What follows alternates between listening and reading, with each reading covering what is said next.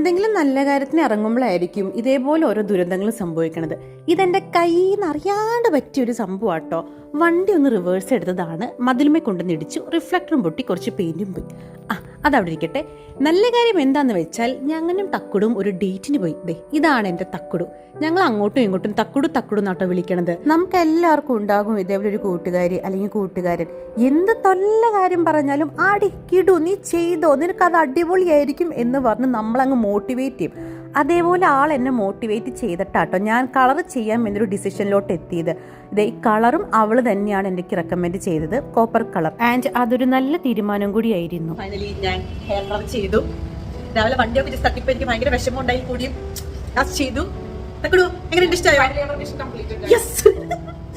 ഞങ്ങൾ നേരെ ഫുഡ് കഴിക്കാൻ വേണ്ടി പോയിട്ടോ. അപ്പോഴും എൻ്റെ മനസ്സിൽ എനിക്ക് ചെറിയൊരു വിഷമം ഉണ്ടായിരുന്നു. കാരണം ഞാൻ കണ്ണേ പൊന്നെ എന്ന് കൊണ്ടിടുന്ന വണ്ടിയാണ് ഞാനായിട്ട് കൊണ്ടിടിപ്പിച്ചതെന്ന് ഓർത്തിട്ട്. പിന്നെ ഞാൻ ആലോചിച്ചു, വണ്ടി തട്ടി എന്നോർത്ത് ഞാൻ എൻ്റെ അന്നത്തെ പ്ലാൻ ക്യാൻസൽ ആക്കിയിരുന്നെങ്കിൽ എനിക്ക് ഇതേപോലെ ഇവളുടെ ഒപ്പം ഈ ഒരു കോൾ ടൈം കിട്ടില്ലായിരുന്നല്ലോ എന്ന്.